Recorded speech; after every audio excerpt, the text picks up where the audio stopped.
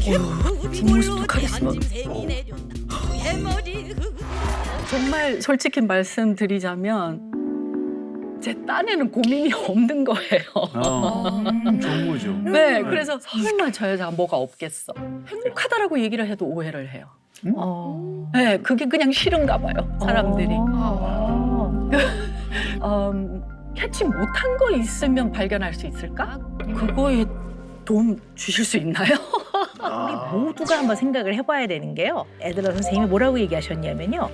우리 인생에서 우리가 무엇을 부족하다고 여기는지에 따라서 인생이 달라진다. 나의 인생, 나의 삶, 나라는 사람을 좀 한번 점검하고 돌아보는 건 필요할 것 같아요. 누구나 다. 얘기를 좀 나눠보는 시간이 되면 아주 좋을 것 같습니다. 네. 점검해 주세요. 네. 네.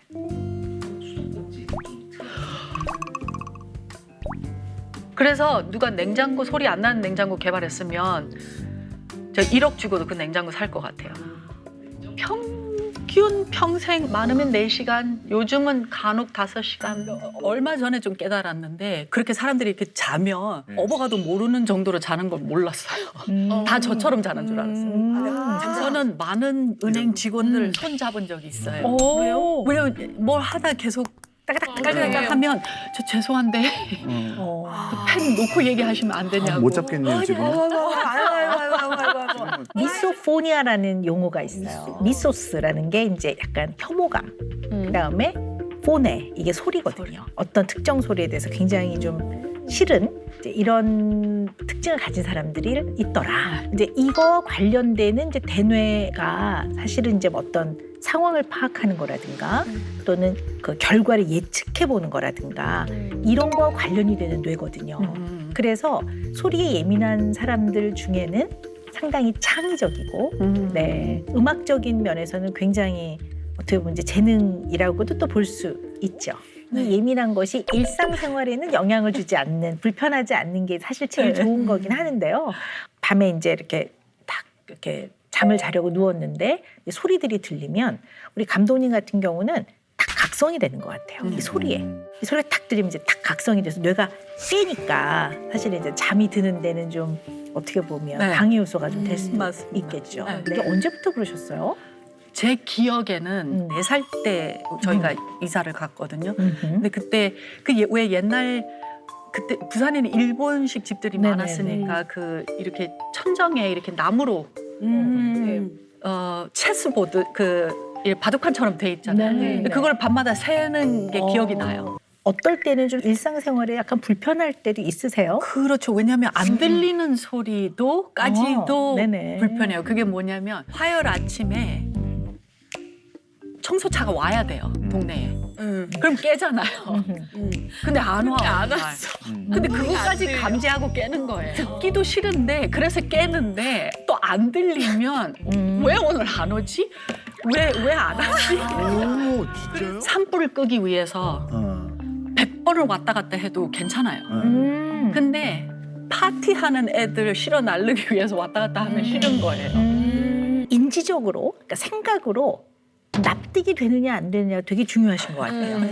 그래서 논리적인. 그러니까 예를 들어서 사람들이 이제 지방 공연을 가면 이제 큰 방을 잡아서 이제 사람들이 있는데 거기서 공연이 끝나고 왁자지껄 뭘 먹을 때는 공연을 끝냈으니까 여기서는 즐겁게 노는 것이 당연해. 네. 이렇게 이제 인지적으로 납득이 되면 그 자리에서는 떠들고 있어도 잠을 주무시는데 맞습니다.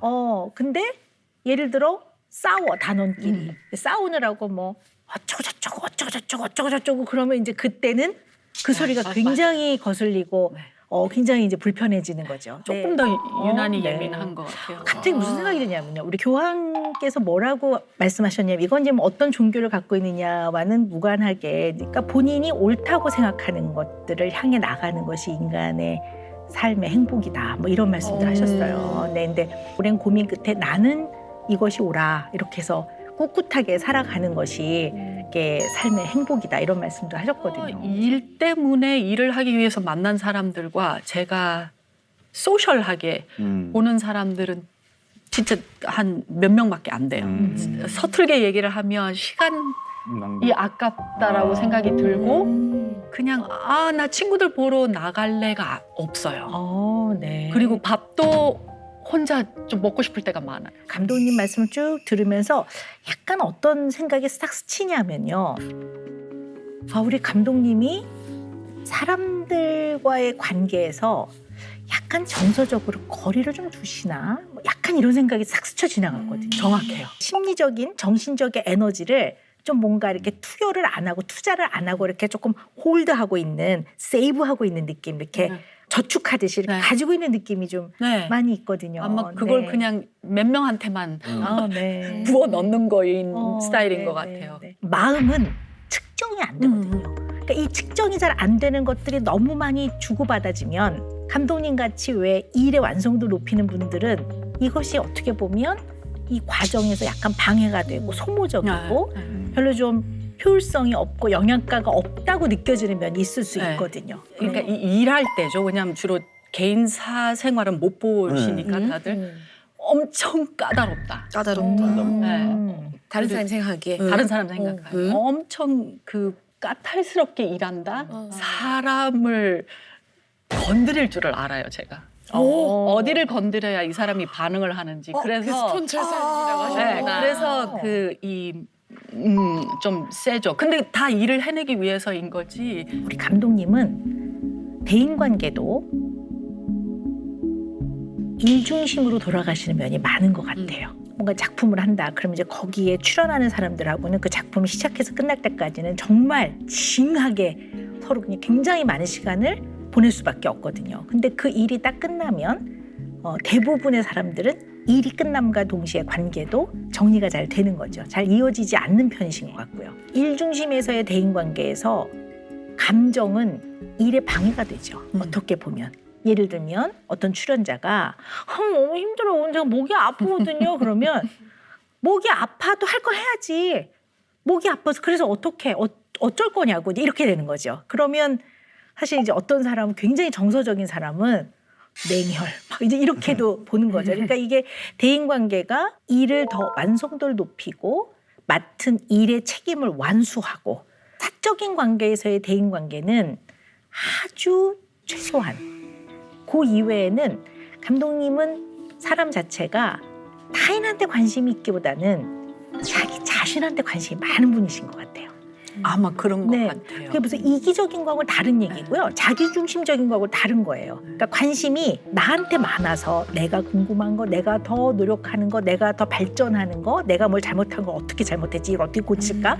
자기 자신한테 관심이 아주 많은 분이시기 때문에 그래서 다른 사람의 평가보다는 감독님 스스로에 대한 자기 평가가 굉장히 중요한 분이세요. 어른이 돼서 만나서. 소셜 형성이 이루어졌는데 이런 표현은 좀 그렇지만 살아남은 관계들은 쉽게 오래 가는 스타일이에요. 네. 약간 깨알 팁을 좀 드린다면 일 중심으로 만난 사람들하고 사이에서도 약간 오글거리는 인사 정도. 네. 벌써 네. 어려우세요? 아니, 아주 잠깐 하는 거죠. 잠깐 오글거리는. 처음에 딱 만났을 때 뭐 예를 들어서 힘들어. 네. 사랑하는 제자 이렇게도 하거든요. 사랑하는 제자 이렇게도 하거든요. 네. 이게 어떤 게 있죠? 네.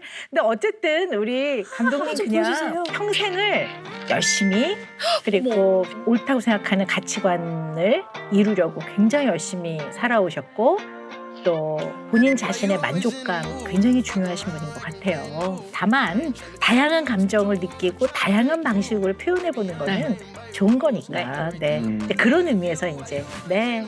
이거 좋아요. 너무 좋아요. 네. 네.